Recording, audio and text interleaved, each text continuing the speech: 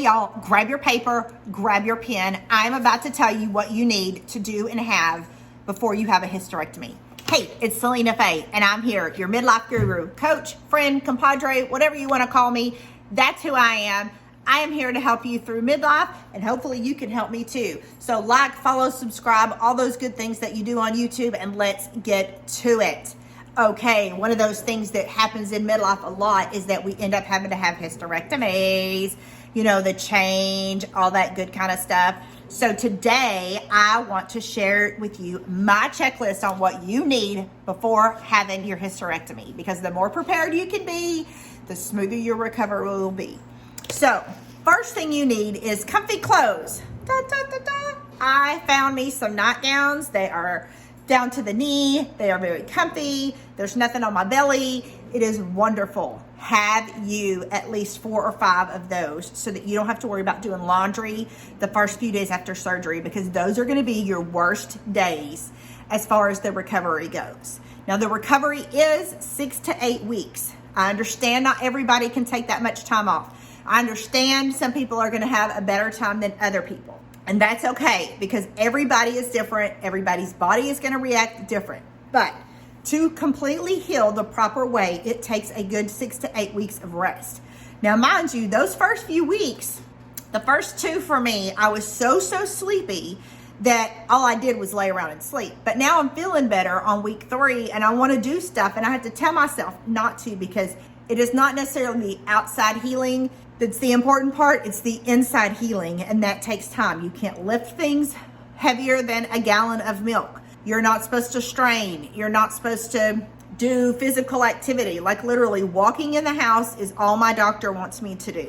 On to the checklist. Because you know those things, and because you're not going to be able to do much after your surgery, let's be prepared, okay? So let's go back to the not lifting anything heavier than a gallon of milk, no bending, no stretching, no straining. Hello. As women, we got to eat and we got to cook most of the time. So one good thing you can do is start preparing you some meals.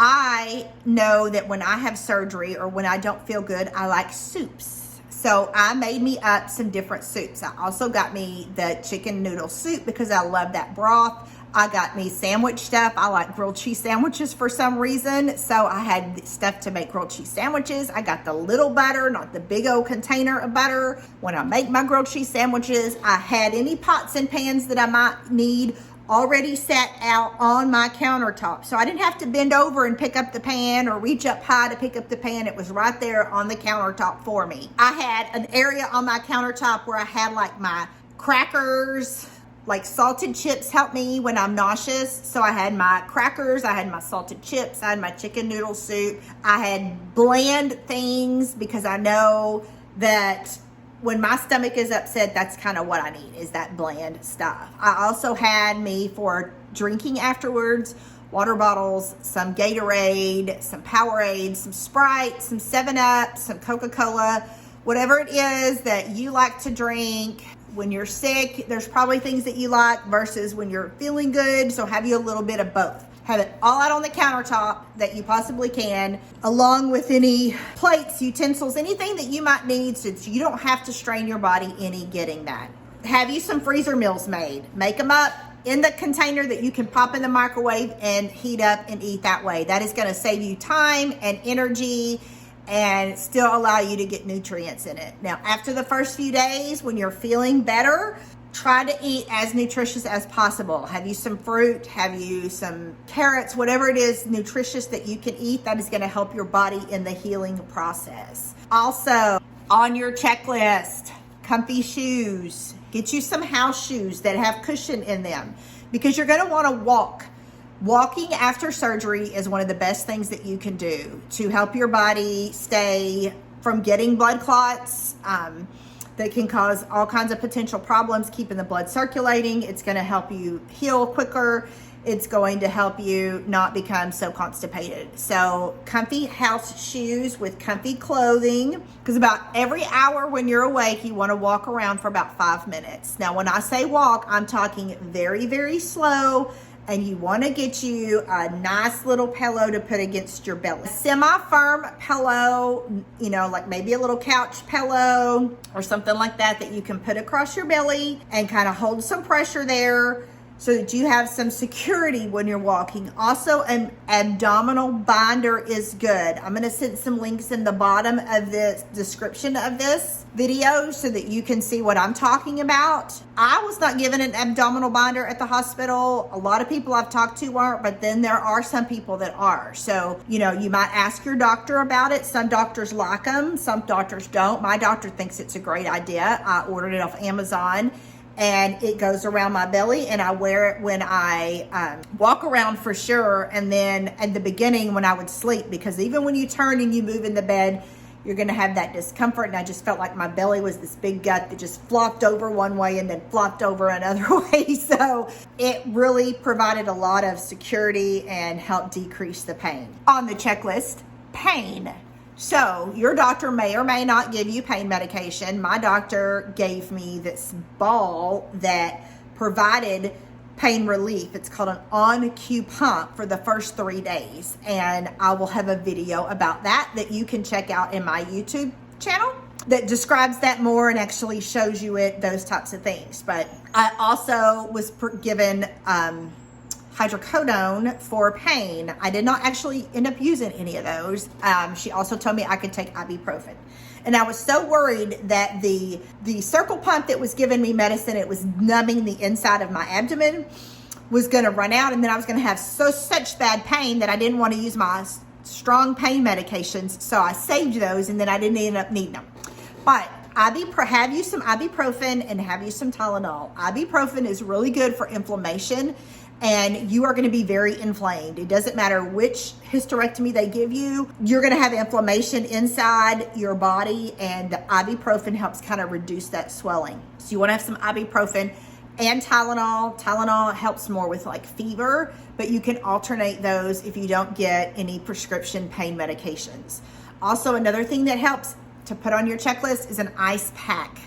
So my hospital sent me home with an ice pack. If they give you an ice pack at the hospital, girl, you better take that home with you because they're going to charge you for that bad boy.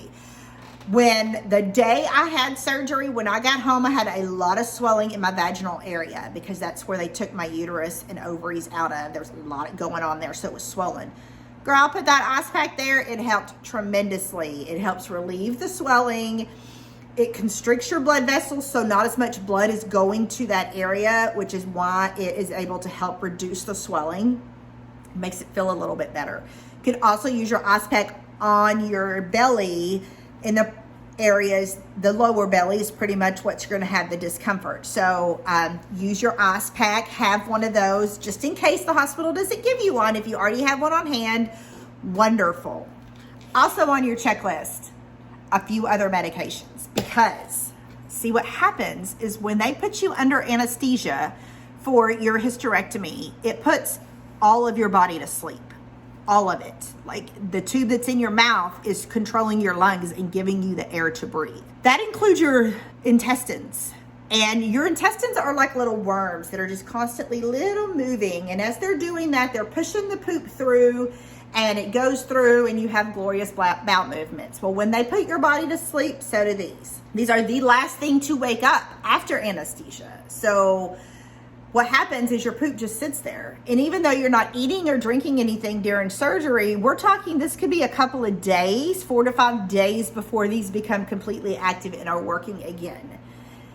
And you're taking pain medicines on top of that, even if it's just ibuprofen or Tylenol. And so that is going to cause your little wormy intestines not to wormy intestine as much. And so we've got poop just sitting here.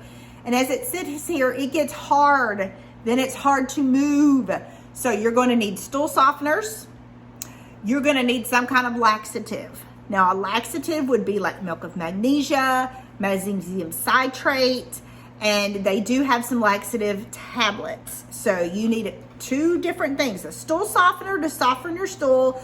Also, drinking plenty of fluids will do that. But if you're not feeling good, you're not going to be drinking lots of fluids. So try to drink as many fluids as you can. Stool softener and a laxative. Laxative helps these things start contracting and pushing that stuff through. So no, constipation can be a real big issue after surgery, and you do not want to be straining after having a hysterectomy because you don't want to bust any of your sutures or anything like that. Another medication you want to have on hand, Gas X, because when they put you to sleep and they're doing this hysterectomy, they want to make sure they can see good. So they put all this gas that blows up your stomach. And so all that gas is left trapped in there when they sew you up, and it's got to come out. And that gas moves up into your shoulder, all over your body, and it's painful. It is, for me, it was more painful than actually my incisions, and I've heard many other people say that. So get you some Gas X.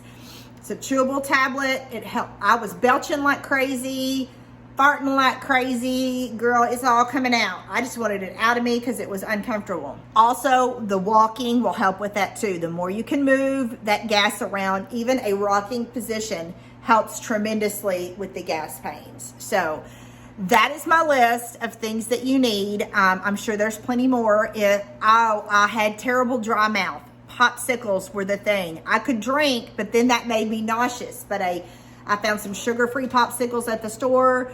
I could bite a little bit of that, let that just sit in my mouth, and that helped moisten it along with some chapstick. So I will put down in the description all these things that you need to get, and if I forgot anything, it'll be down in the description too. But be prepared for your hysterectomy so that your recovery is smoother. And until next time, have a great midlife.